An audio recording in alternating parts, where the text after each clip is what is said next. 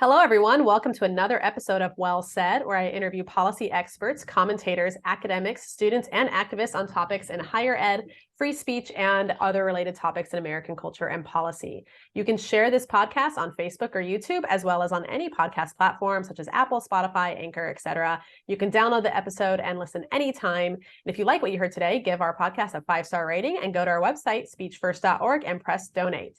I'm excited to welcome our guest today, Dr. Matthew Wielicki, soon to be former professor in the Department of Geological Sciences at the University of Alabama.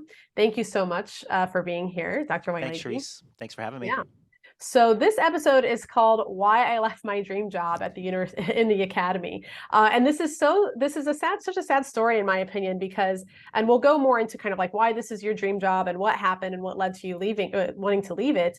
But I guess for me, it's a sad story because it's not like this had to happen, and you actually did everything that you were supposed to do in order to kind of put yourself in a position of success in this role. But then, of course, kind of this woke dogmatic pressure from the academy has forced you out unnecessarily. And it's even more sad because you're wondering how many others is happening to, right? So that's kind of what we'll get into today. I've interviewed a number of guests on the show who talk about various aspects of coercion and censorship on the college campuses, but I think you have a unique perspective on this in that you're not only in a STEM field, so you can talk about how it's been happening on that side of things, but that you're also, you're a professor who's open-minded and willing to cooperate, but then there was just like a point when it just became too much, and we'll talk about that as well. Okay, so let's dive in. You were previously a professor in like I said, the Geological Sciences Department at University of Alabama.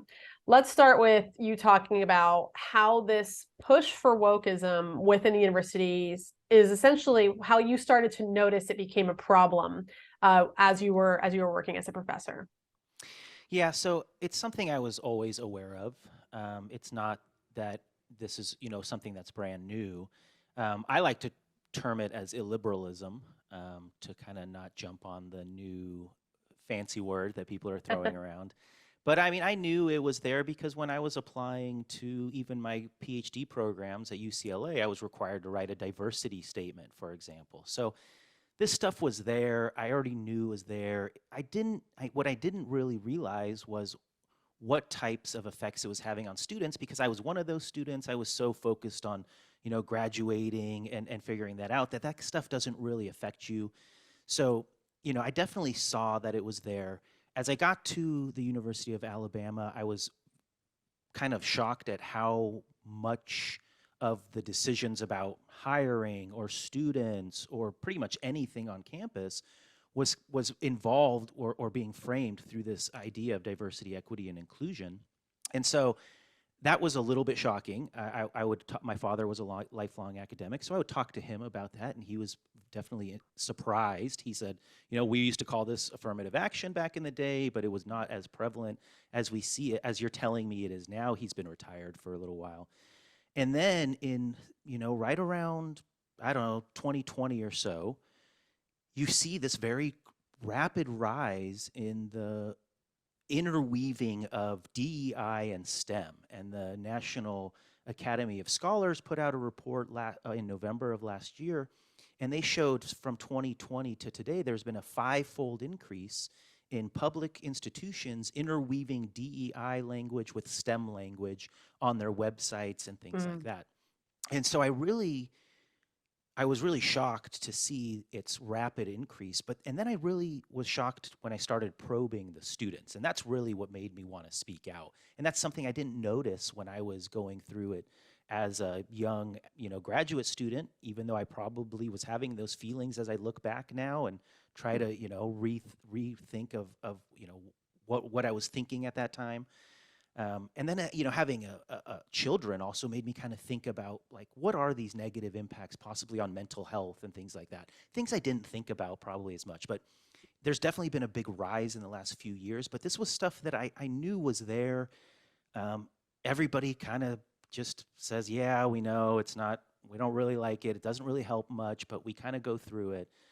And when I realized I was leaving the university, I figured I might as well just make some statements about it to see if we can open up some discussions because I didn't, there could be no retaliation at that point. Right. So before we get into, because I do want to talk more about the retaliation concerns that you and your peers probably feel on campus. You touched on something earlier that you mentioned that you had to write a diversity statement for your PhD program to get into that program. I'm curious, from your experience working in, the academy departments, but also in that specific program, do you feel like when these diversity statements are required in applications for grad school, that those are actually taken heavily into account, or is it more like a checkbox? Like you have to show that you are on board with this ideology, you write your diversity statement. No one really cares what it says as long as it says the right things. And then it's just kind of left there. Or does it actually considered and weighted into the application process? I think that it's probably on a individual faculty members basis, because this is for graduate school primarily. So this would be a faculty member kind of deciding. I know that for most of the faculty members that I spoke to that were on my committee and things in their PhD, they didn't look at it at all. They wanted to understand how successful the student was going to be, their quantitative skills, their writing skills, whether they had a good personality to mesh with the rest of the group. Yeah. Their background didn't really matter. We found it interesting, and it would come up in conversation because it's fascinating if people have these diverse backgrounds and everything like that. But in terms of the decision, I think it was very low. I don't know if that's every faculty member. I know I'm pretty confident that some people will weigh this more than others. But, ultimately, I think it's a per faculty decision, and it's not nearly held up to the same levels, at least that I've observed, as things like, your scores and your GPA, your letters of rec, your statement of purpose. Those things are all weighed much, much heavier. And everybody just kind of looks at the diversity statement, and like you said, did they use the right buzzwords? Did they check the right boxes? Okay, they did it. So let's just go on and start talking about how good of an academic they're going to be when they get here, because they checked all those boxes. So great, we made them jump through the hoop. Now let's go focus on the stuff that's going to really matter when they get here. Yeah, and so on that point, I guess when is that requirement put into the application by the administrators then, or is that something that the faculty has agreed that they want in the applications? That's a good question. So we don't have one of these at the University of Alabama. Okay. But the Cal State system, the California State system, and the University of California system, which I was a part of both, do require those. My understanding is across the board. I think this comes down from the regents in the UC system. Wow. Okay. So I may be misspeaking there, but I applied to multiple UCs and they all required it. And I talked to many friends that were in other departments and they all had to write it as well. So my understanding was that this was a University of California wide initiative. Everybody wrote it, didn't matter what the department was. But we would have to double check that. But I'm pretty confident that was the case, and that still is the case today. Which is fascinating, because you're telling me that the diversity statement requirement is being put in place in the applications by folks who actually don't work in the field, who have no experience in any of these programs or in the academy that they're managing, and yet somehow they've determined this is a priority for determining who gets in to the programs and who becomes a member of the academy. And that's like, there are these gatekeepers that have no understanding, and it's kind of fascinating and really depressing at the same time, because they are given kind of this unlevied power. Yeah, not only that, they don't interact with the students at all. Right. So they have no interest in the effects, is what I'm starting to learn. Yeah. I started to look at the policies at my university and others. None of them talk about future outcomes for these students. Nobody wants to track what's happening to these students once they get out. And I argue that that what we're seeing is they're not going into the industries that they're getting their degrees in, because these private industries and things like that already are starting to have this maybe unjustifiable idea that these people didn't work as hard as others. And so, but they don't want to track that, because once it's out of sight, it's out of mind. They're not paying tuition anymore. They check a box. They say, look at us. We have all of these underrepresented groups. We're better than you. Come to our university, without really any consideration of what the long-term effects are, which is very unfortunate. Yeah, I mean, that's one of the things I wanted to ask you next about is what can you say on these kind of ideological pushes in the universities? How is it hurting the study in the field of science? More specifically, just that type of field, like when you're talking about long-term research, we're talking about people, like you mentioned, people actually going into the fields that they're getting their PhDs in. What are some of the long-term effects here? Yeah, I think that's probably the primary long-term effects is this has the exact opposite effect of what it's originally intended. So one of the Mm. policies at the University of Alabama in the diversity, equity, inclusion is to breed a culture of inclusivity and more collaboration amongst the students and the faculty. And what you see is that people start to feel alienated. And when people start to feel alienated, they don't really want to put themselves out there. They start to self isolate. They kind of go Mm. back with their tribe, and there's very little intercommunication, very little collaboration. People walk on eggshells. And so, this really, the beauty of academia was bringing together all these diverse minds and having open discussions. And we really tackle problems when we can look at it from all these different perspectives. And it's having the exact opposite effect. The non-underrepresented students feel like they're not on the same playing field. And people are getting bumped up above them for not Right. merit-based reasons. The underrepresented group feels like their peers don't really think they had to work as hard, and they're always kind of being judged that they got a pass. Even if they didn't, a lot of these students were some of the top of their class, right? They didn't even Hmm. lead any of these initiatives. What's really interesting in STEM is the Asian community in STEM, they don't fit in either group because they're not underrepresented in the STEM field. They are a minority as a population in the country. So they become kind of white adjacent in this whole Yeah. DEI push in STEM because they don't really know where they fit. So they're kind of in limbo. And all it does is it starts to alienate folks. And I think Yeah. that how we make advancements in science is through collaboration. And this is slowing that collaboration down. And then in the long term effects for their like cultural effects and them getting a job, I'll give you a story that my father gives me. One of his most memorable students is an African American student from a business college. My father was a business professor. And this gentleman went off to become an executive at a hospital and was very successful. And so they would stay in touch because the business community and the business school would always kind of interact. And so many years later, my father asked this gentleman what he felt at the time, what we called affirmative action. And he was shocked because this gentleman said he hated it. And he said, no matter how much I succeed, no matter how many accolades the community has given me, when I walk into a room of my peers and other business leaders in the community, I feel that they don't think that I worked as hard as they did. No matter how hard I work, I can't get out from under this umbrella. And he was one of the top students. He Yeah. never got any of this, extra help from any of these initiatives like affirmative action back in the day. And so this long-term effect, this cultural effect that people with a certain amount of melanin in their skin didn't have to work as hard Mm. as other people, it has a lasting impact. And I Yeah. think it really hurts the way we view each other as a culture and as a society. Well, not even if how not just only how you view each other. I mean, even if people weren't thinking that, that's an insecurity that's going to be deeply embedded in their, just in the way that they think of themselves. That's something that even if they know they're top of the class and they have a lot of respect, outward respect from their peers, and they get accolades and all these things, and deep down, they don't actually know, they're not super sure if they actually earned everything or if they're there because they earned something, because there's that type of insecurity where they're like, well, I know that there was an affirmative action program at the school that I went to. What does that mean for me? Was I included in that type of group, or did I get in on my own? And a thought like that will continue to fester throughout your entire professional career. And again, then you start to look at your peers as if they're looking at you the same way that you view yourself, where you're just not sure about your qualifications. So I think there is a deep psychological effect there.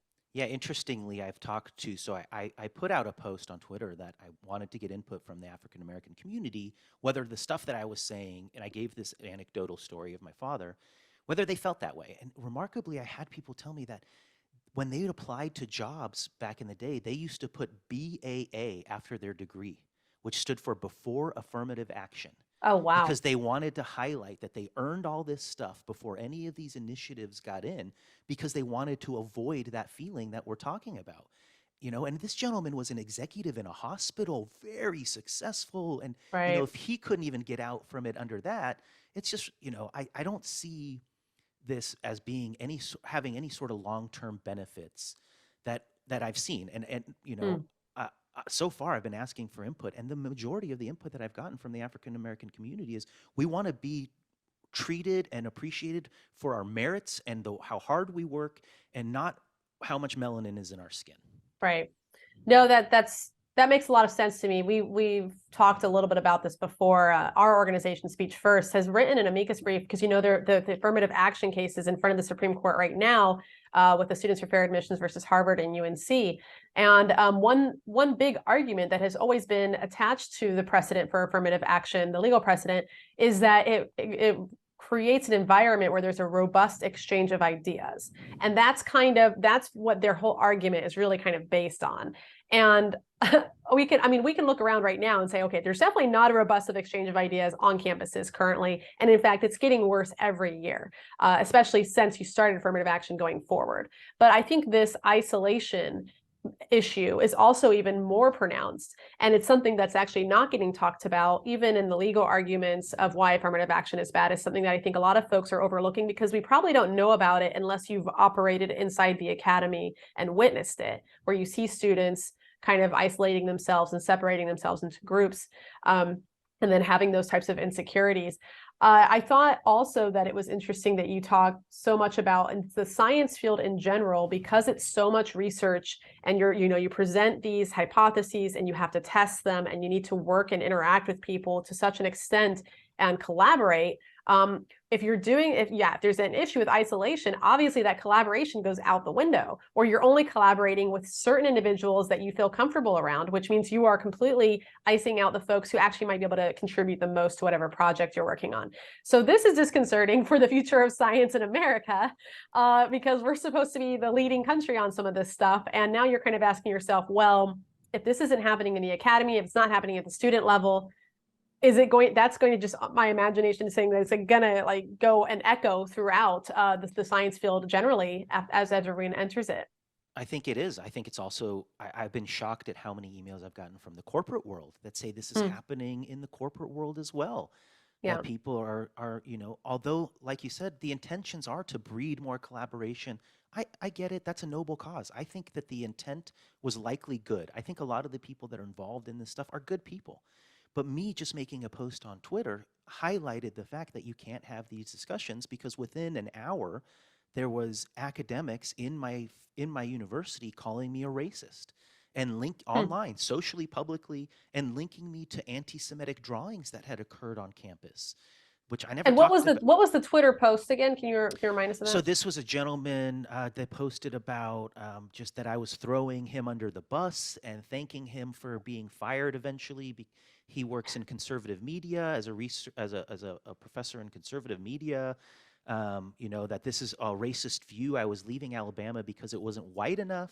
And then he said, thanks for, and then he linked me to some anti-Semitic chalk writings that happened on campus. I don't know if it happened that day or the day before or something like this. I never spoke about any of that, but it was such a proof to me that, I wasn't pointing fingers at anybody. I always was very clear that I think the people that do this are well-intentioned, but I think that we're not actually investigating whether the outcomes are what the intent meant to be. And if it's not, we should start tweaking some things. It's just a natural way of going about the life in general.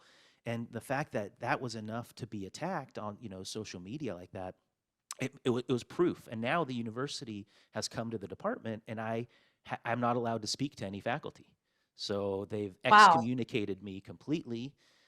They came to a faculty meeting. I didn't go, and they said don't interact.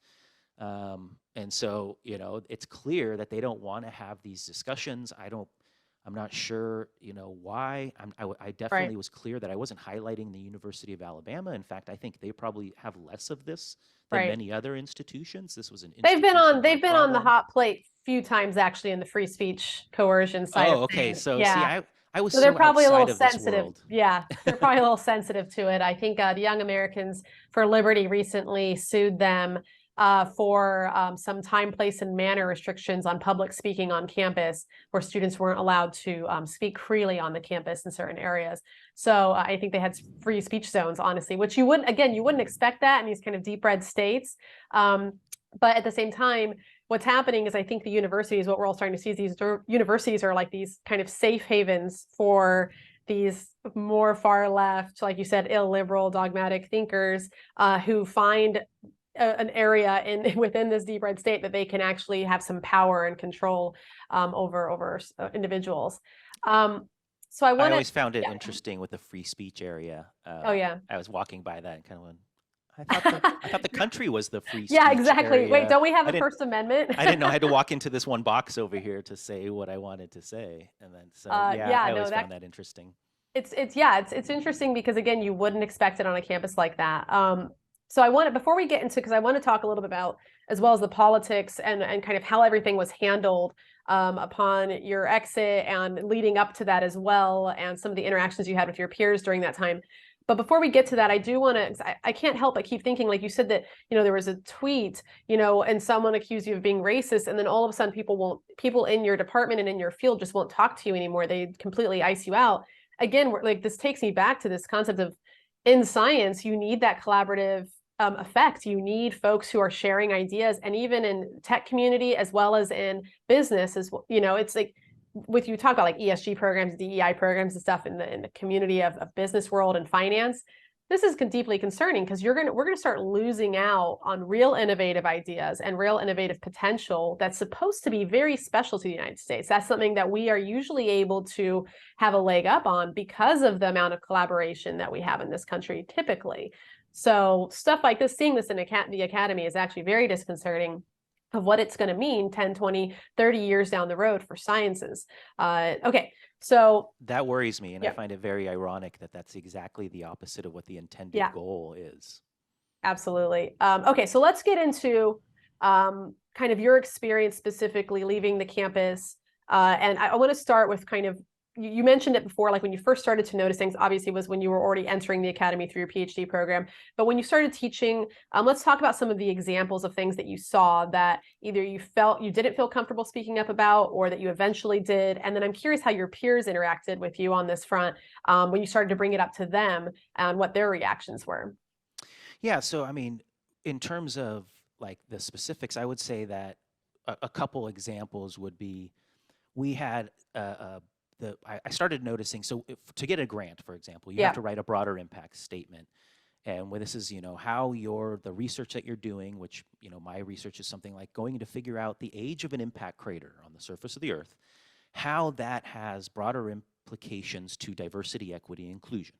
Right. And this was a part, mandated parts of the grants. I started asking people, and the common response is, well, you want to get the grant, right? Check the box. We all use these same kind of paragraphs. I'll share mine with you, and just write it like this. It's real simple. Check the box. And at first I was like, okay, I'll check the box. I'll start going through this.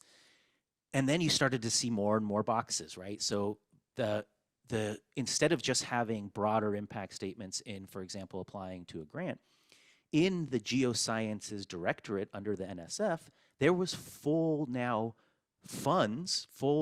calls for proposals that had nothing to do with earth science and researching the earth. They had to do with transforming the culture in earth science. Things like that. There were literally millions of dollars being funded to things that had nothing to do with research. They had to do with sociology of the people that are in the science. But this was being funded through the geoscience directorate. And so I started to see that there was funds being pulled away from this. When we started talking about hires, or we started talking about bringing in graduate students, we were told that we should get rid of the GRE, for example, because of equity. And I pushed back very hard against this, saying this is crazy. If I'm to make a good decision about who's going to be successful as a graduate student in our program, which will reflect on the university as a whole, I want as much information as I can. I'm a middle-aged white guy in Alabama with a bunch of my own preconceived and personal biases through my own experiences, and I'm going to sit here and try to figure out this kid who grew up in urban New York, and this one who grew up in rural Arkansas, and one from China, and one from Africa. And somehow I'm supposed to figure out their shared lived experience and make a good decision at who's going to be successful without having any sort of standardized test between them, because that was somehow more equitable.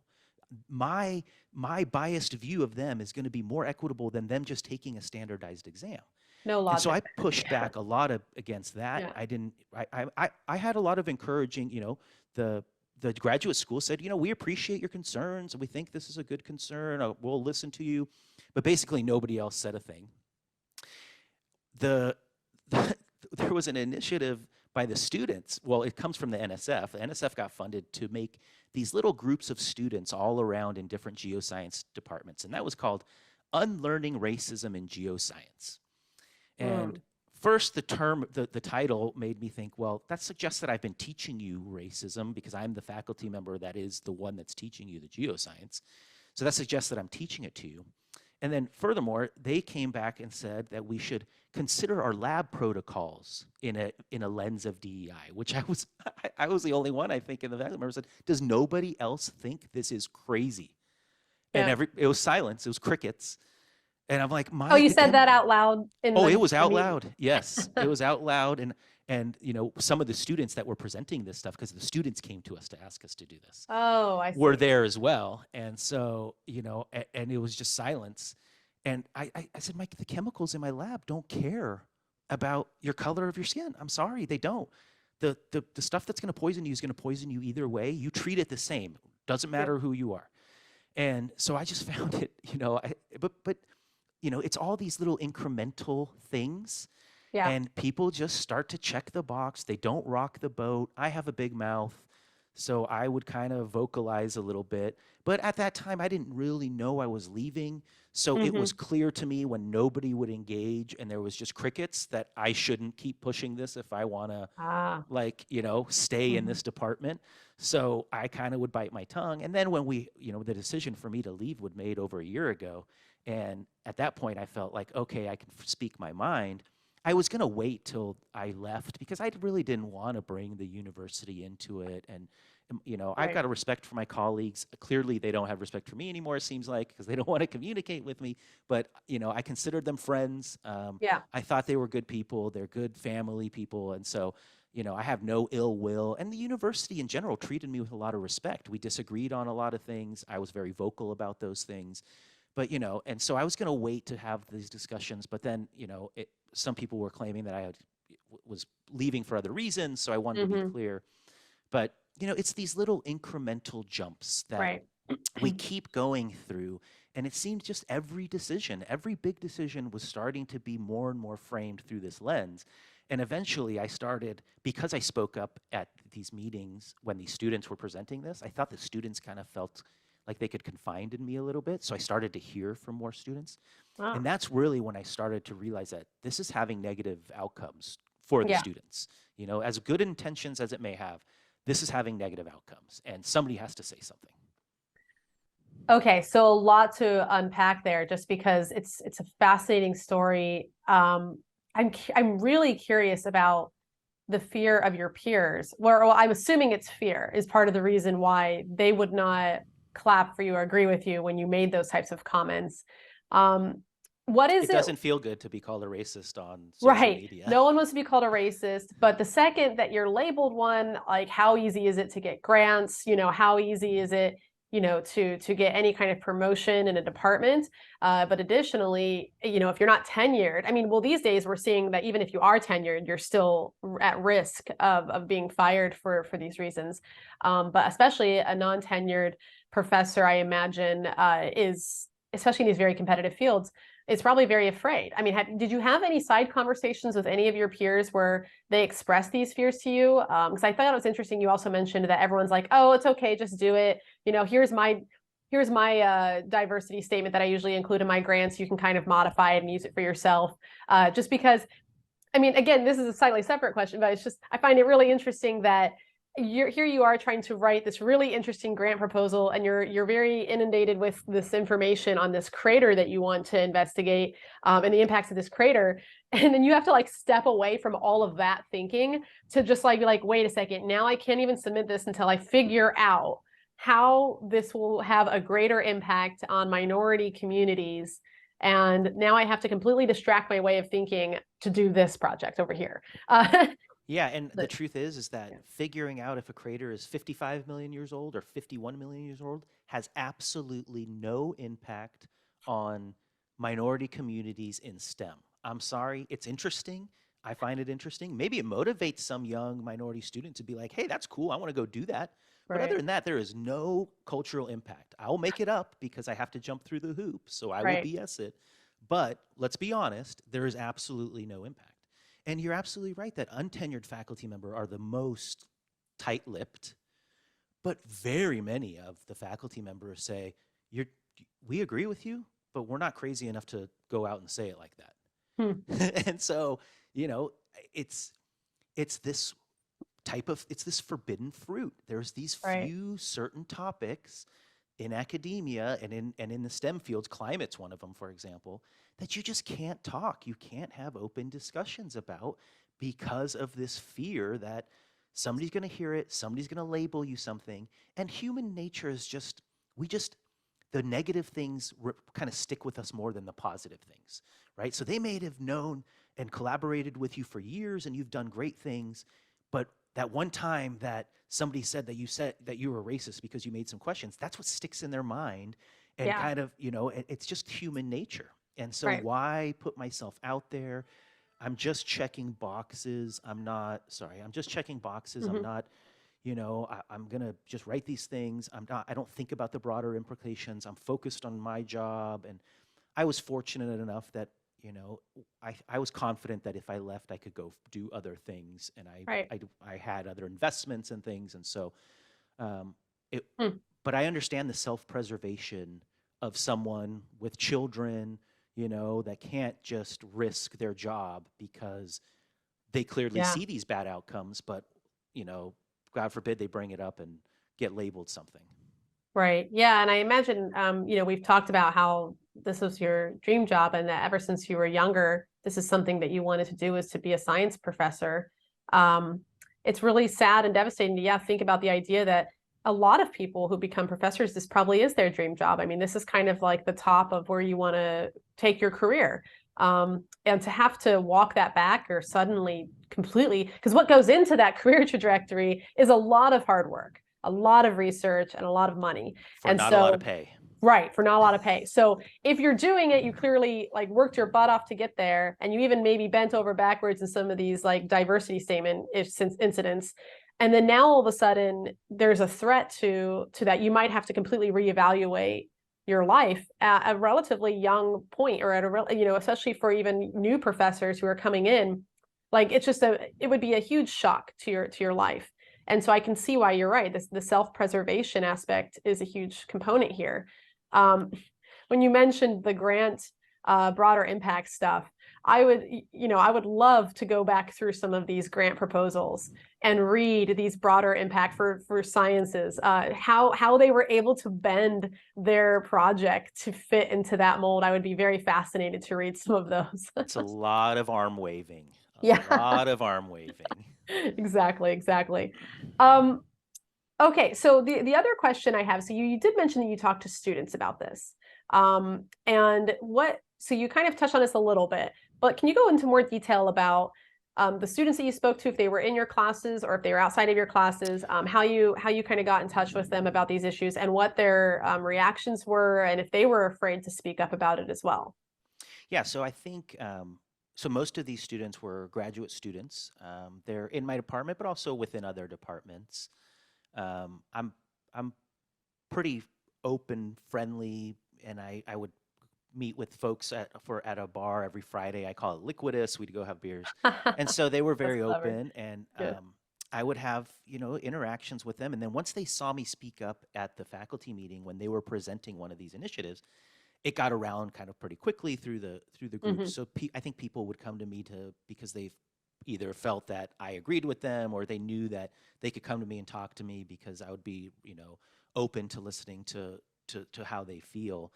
And Right. I tried to be very accommodating. I wanted to hear, their how this was impacting their life. So it was predominantly graduate students, but it was within multiple departments. Since this has happened, I've been hearing from students in all over the country. People have been emailing me or sending me DMs and Twitter and things expressing very similar Wow. sentiment.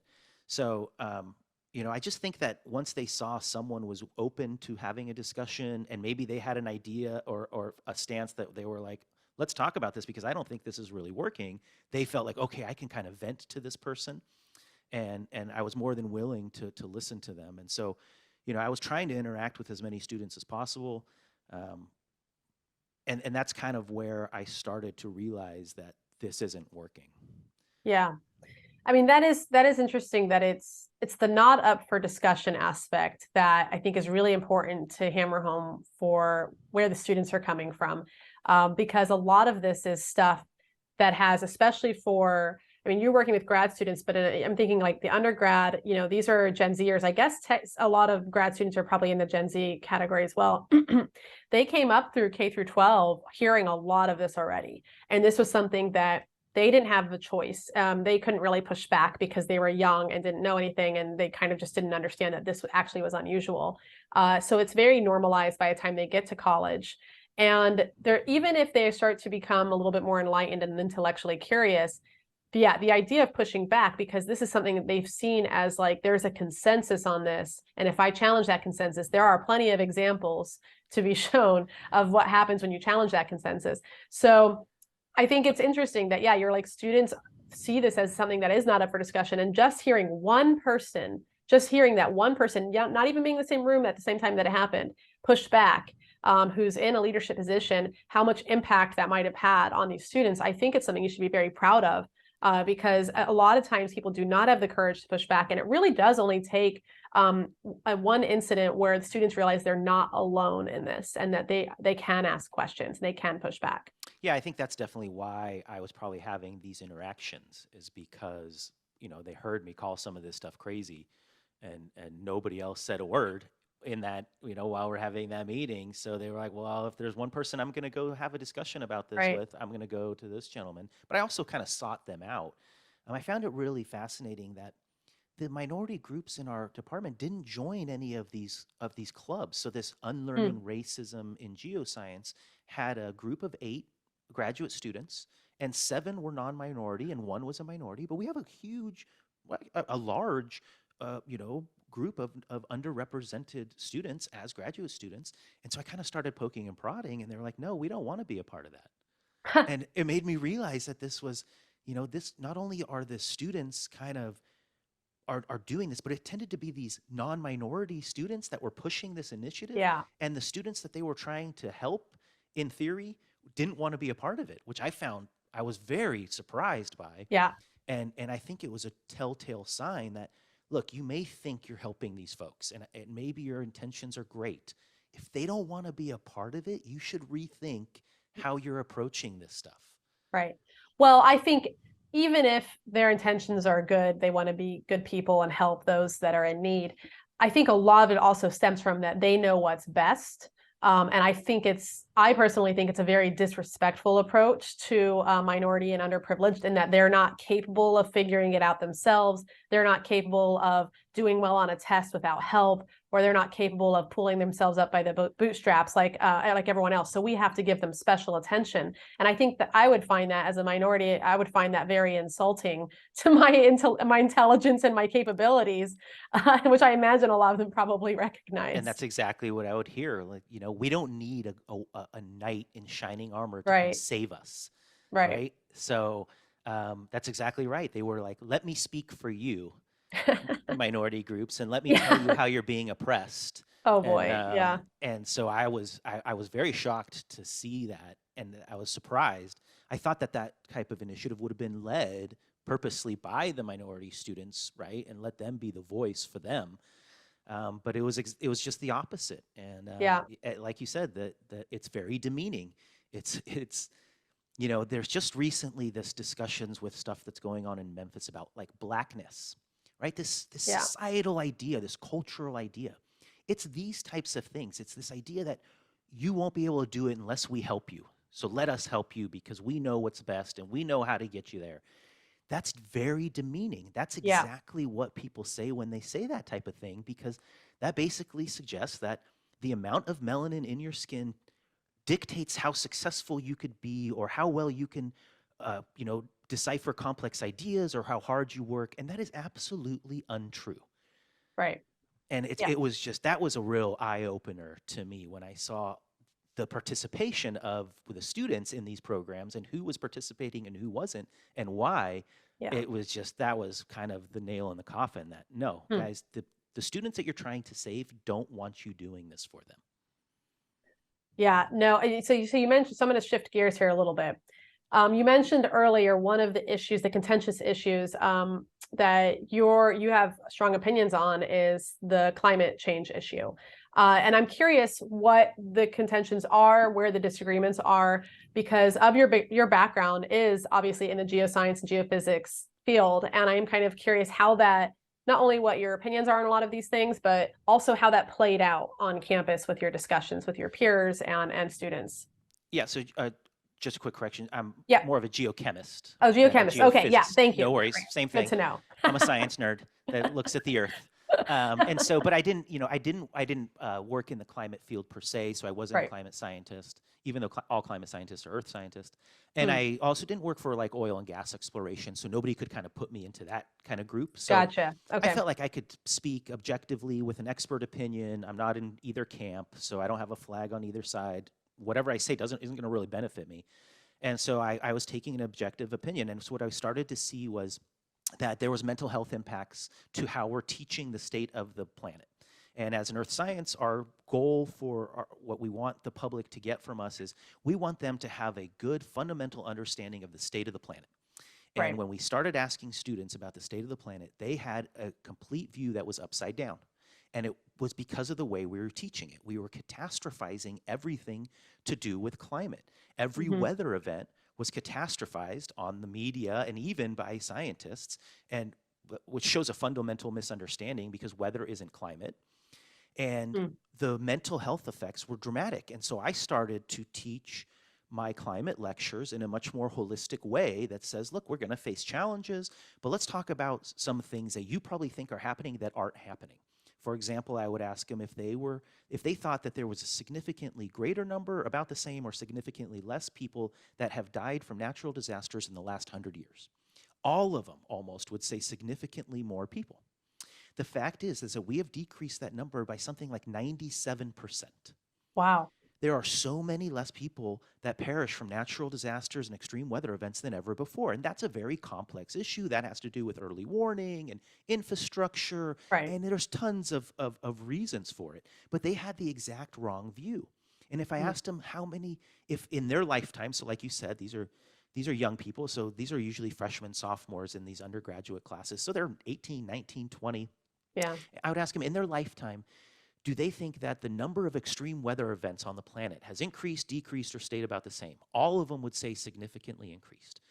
There's a database, it's called the Emergency Database. It's run by the Center for the Epidemiology of Disasters, Center for the Research in the Epidemiology of Disasters in Europe. They're looking at the health side of these natural disasters Hmm. and health effects. But what they do is they record all these things. And if you look at that data, it is absolutely flat, if not slightly decreasing. Right? And Interesting. so Yeah.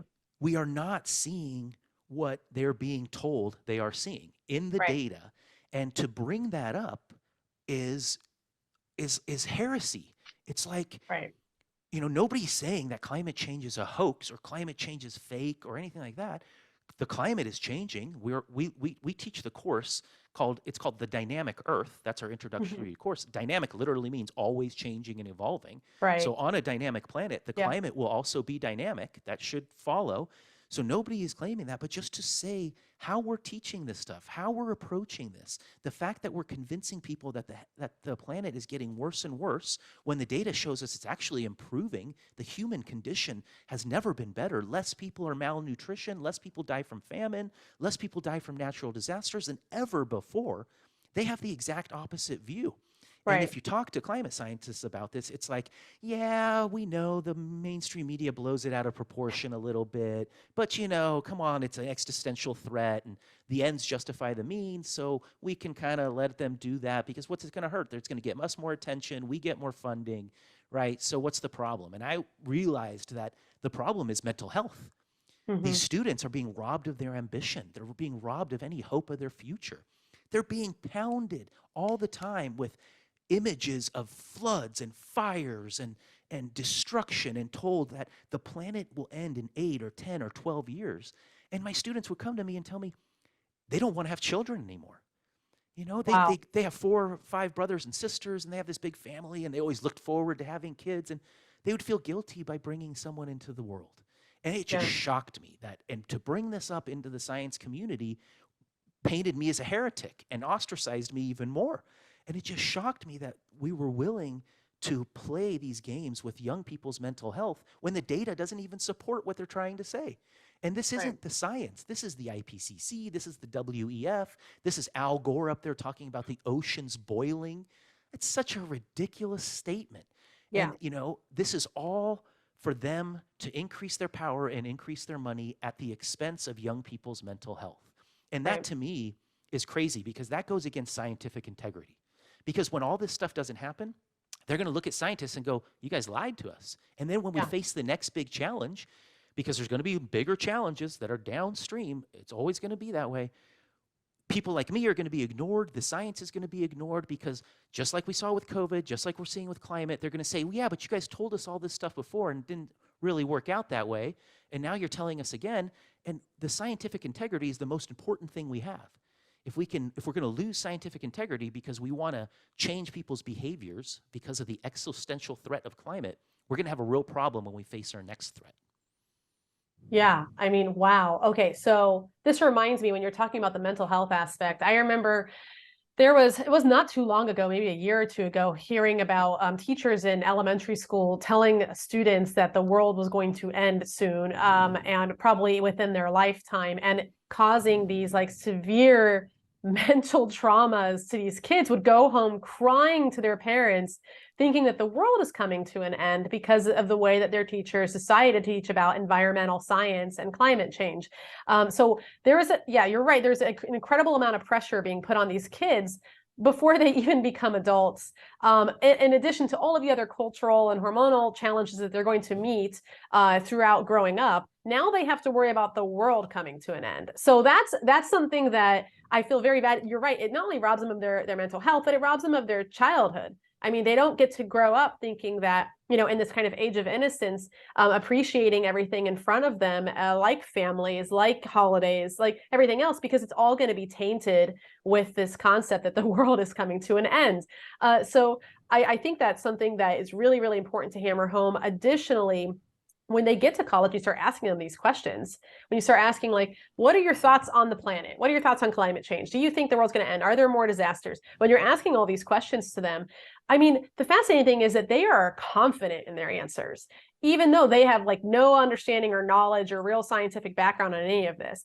The students come out very early on very confident in this. And it's because of the way that it is phrased and framed, because it's not just being taught to them, it's also being talked about in the media. It's being talked about probably at home. It's being talked about by Bill Nye. Like everyone that they see who has some sort of authoritative role in their life is also reaffirming these lies. And so that's something that's actually really concerning as well, because they have an incredible amount of confidence in this. And it's like, even if you're able to shake it a little bit of that confidence by saying, by the way, here's some real hard data that shows this isn't the case.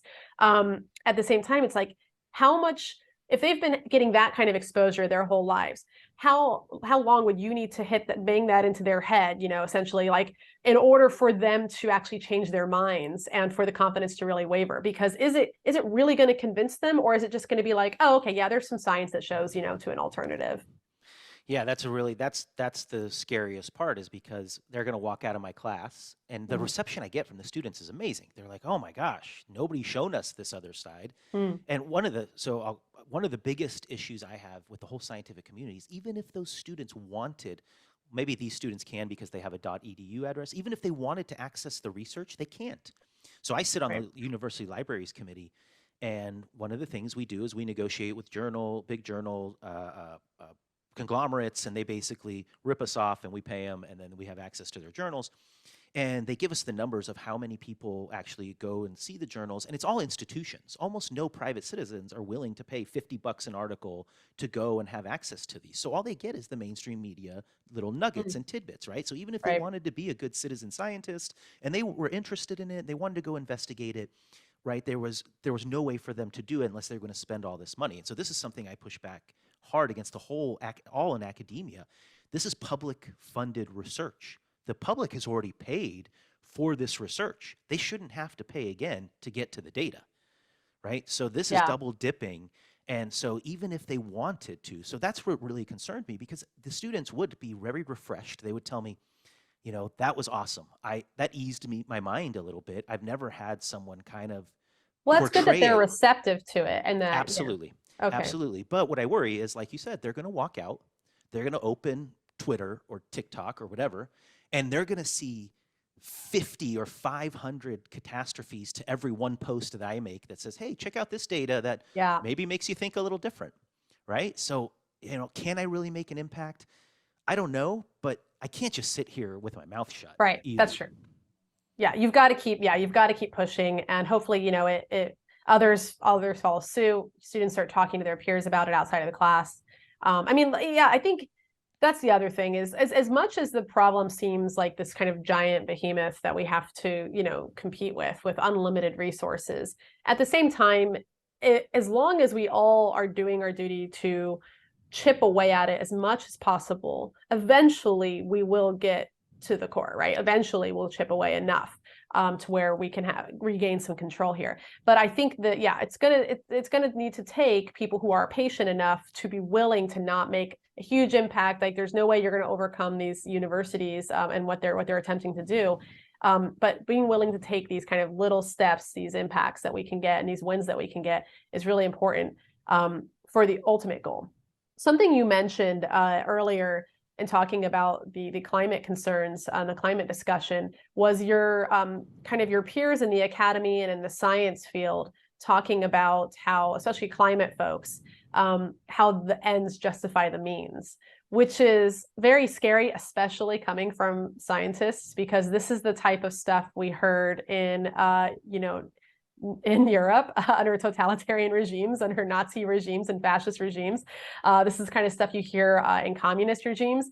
So it's worrying to hear Americans talk about the ends justifying the means. I know the kind of far left of the Democratic Party does talk about this a lot because they see as long as they are in charge, then however way to get in charge is really really what matters the most to them, and they'll kind of do whatever they need to do. If that means lying to the public, if that means making certain people kind of go away off of social media, then it all justifies the ends to them. Tell me your thoughts on just that concept in the science community. Is this something that is widespread? Is it still something that people question?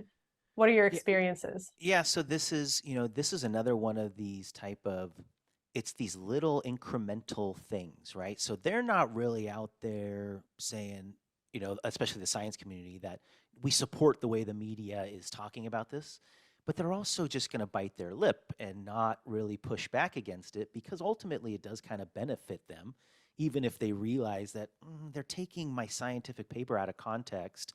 And so often, if you read the headline and you click on the study, if you can access it, you're shocked that the study doesn't say what the headline said.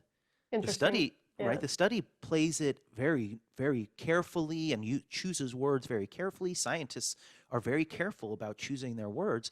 And then the media portrayal of that article or that manuscript becomes this catastrophic thing, right?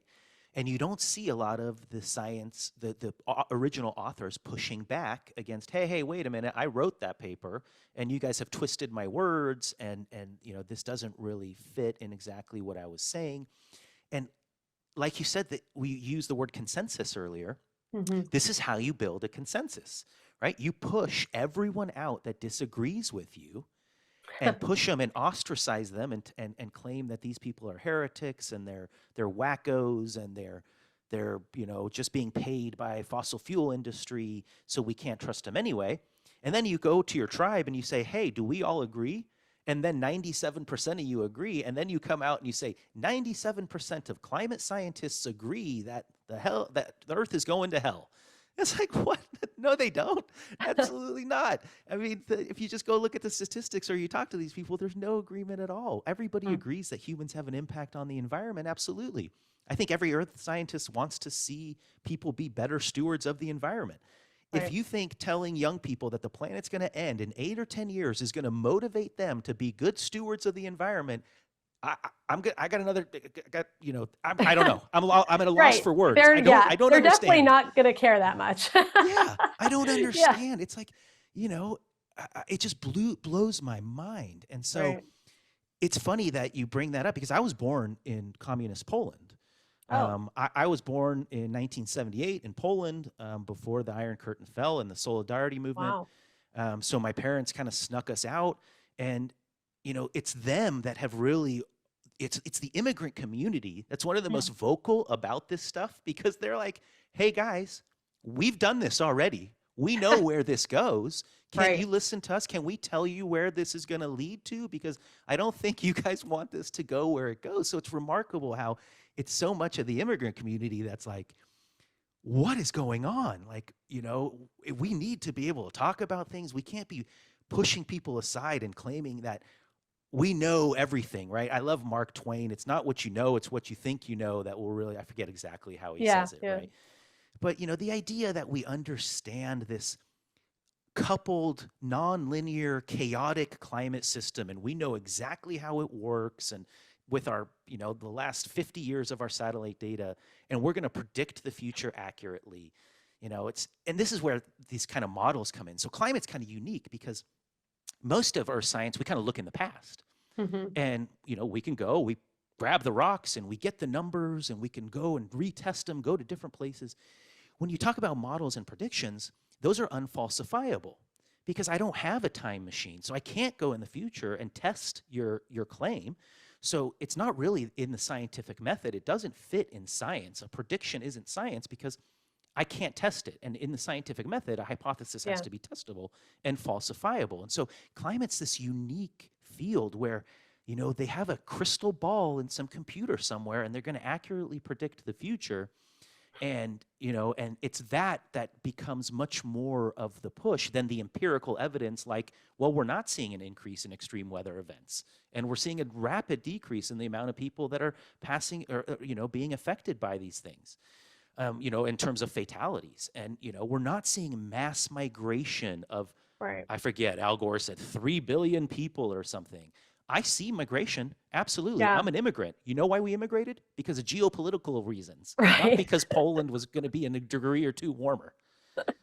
Right. No, I think that's interesting, your background. I didn't realize that you were that you came from. It reminds me of a professor that I had who was he was a bureaucrat in Russia during the Soviet Union's reign, and I think he left right after the fall to come to the United States and became a professor.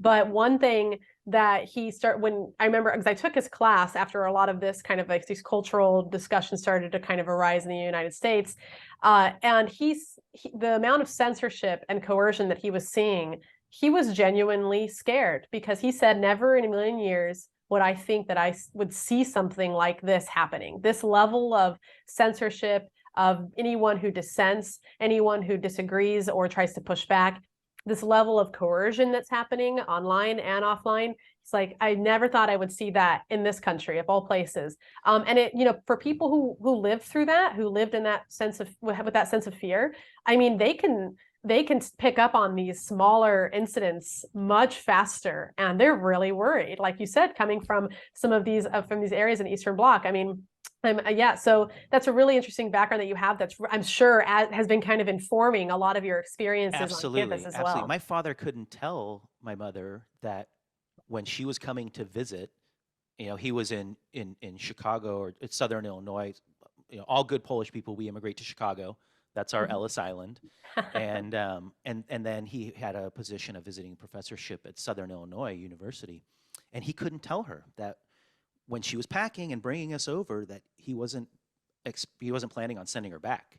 And so we came with a couple suitcases for a Wow. 2 week vacation, and they didn't go back for 8 years until Solidarność and the Solidarity movement, the ship workers movement, and Lech Wałęsa was elected president. So, it's a huge sacrifice they made because they realized the opportunity that the United States, because it didn't have these weird, ideological stances, was going to Right. offer to their children, and they were willing to leave their family. They didn't see their parents. I mean, that was a big deal, and so it's definitely influenced the way I view this stuff, and it's definitely been how Right. they view stuff through their lens, and they tell me about their experiences growing up, and I don't think that we should be moving in that direction. I've got young kids, You know, I don't want to have to go somewhere from the United States like my parents did to go take them somewhere where they can have a better opportunity. We used to be the best opportunity. Yeah. So I think we should keep it that way. Well, also, I mean, it's so funny that you mentioned that because I was actually just re-listening to one of Reagan's speeches before he ran for president. Of this is kind of like the last best hope. There's nowhere else to go when if the United States experiment fails, there's nowhere else. There's nowhere up from here to go. So we do have a very exceptional country, and I just wrote an article about how different our laws are than even what we consider the Western Europe's laws, or even Canada's laws. Very, very different cultures with the legal systems, with the constitutional rights. And a lot of folks don't realize how different we actually are until they try to go live in one of these countries, even today. I think a lot of that, those kind of communist socialist tendencies still resonate in some of the laws in these countries, and they actually don't appreciate freedom in the same way that the Americans do. And it's a very unique culture that we have here. So I I agree. kind of want to end on a final point here because I want to ask you about, like, obviously looking down the road in the future. We talked about it a little bit earlier, but you mentioned something earlier, one of your comments about once people start to hold scientists accountable for the lying and the manipulation, um, people are going to lose a lot of faith in the sciences, and that's going to seriously damage not only progress and innovation, but it could have some serious implications for just America's structure overall. So I'm kind of curious what your thoughts are on that. If you see some sort of silver lining or like a light at the end of the tunnel here. Yeah, I mean, I worry. I worry because, people, it's almost framed as if if we can figure out climate change, there we'll never face another problem again. And if you just look at human history, that's not really true. There will be bigger and bigger than that and bigger than that challenges coming down the future. And the decisions we make now and the way we kind of set up who we trust and who we don't, and how Mm-hmm. we can objectively look at a problem and try to solve it for the betterment of us all, that's a problem. And that's a cultural and societal problem that will stick with folks for a long time. And we need to appreciate scientific integrity. We need to be able to have a free exchange of ideas. We can't distill each other down to just our worst aspects. Right. And it's just, I fear the next big problem that comes down the road, and then the next one after that.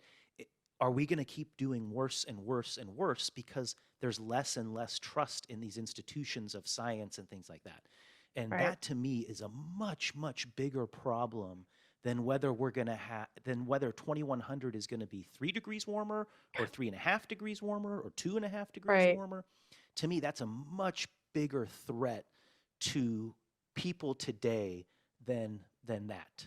And so, I hope that more and more folks start to talk about it, and people like you which have podcasts about these discussions, and maybe people like me that are willing to kind of walk away from certain things and speak about them openly, that we can slowly start to, like you said, chip away at this stuff. And it's a very uphill battle. Some days I'm really encouraged. Some days I'm like, wow, that was like 32 people that told me I'm a denier. And it's like, I grew up in Wrocław. That's where I was born, right? I didn't grow up, but I immigrated when I was very young, 5, but or maybe even 4. But where I was born is about an hour or two away from the gates of Auschwitz.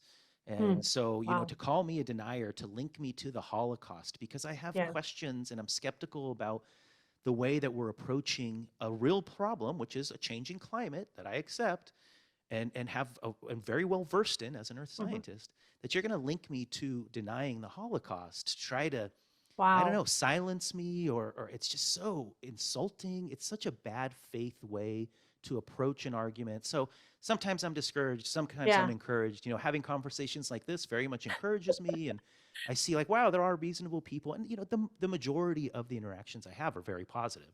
Oh, good. Yeah. So, and I think you're seeing the tides turn. If you're starting, Yeah. you're starting to see, especially things like on Twitter, ideas that weren't being able to be discussed and were actively suppressed Hmm. are now being open, and people are very receptive to listening to them. So Yeah. I see that as a little bit of a silver lining, but it's you got to ask me on every day, because some days I'm like, there's no hope, and some days I'm like, hey, I think there's some hope. Yeah, and I think as long as we keep teaching younger generations that that there is an art to debate and discussion, and that there's something very special about that and its role in the United States. I mean, one thing I always talk to students about is during the founding, just like how unique these discussions were. We were testing out ideas and running ideas by one another that were very unheard of at the time, that were very different, and conceptualizing the role of the government versus the role of the people in a country. So it's something that is, I think, special and unique to American culture, is to have these types of debates, these challenging discussions, and yeah, push back on constitutional norms, push back on scientific norms and whatnot. But at the end of the day, still be willing to hear what others have to say, and be willing to hear people who disagree with you, and actually take into account what they're saying. And that is something that, again, is special to the United States, and I hope we don't lose it. And folks like you encourage folks like me. So to know that there are folks on the campus who are willing to push back, and then even after, now that you're leaving, you're still going to speak up about it. You're still going to tell your story, which is so important to the overall issue of what's going on campuses and in the science academies. So thank you so much for joining the show today. Everyone, thanks so much for listening. I hope you enjoyed it. And, again, I think this is one of the best discussions we've had on here, because we were able to touch on so many various aspects of what's going on today in American culture and with free speech in higher ed. So everyone, I am Cherise Trump, and Dr. Wielicki, that was well said.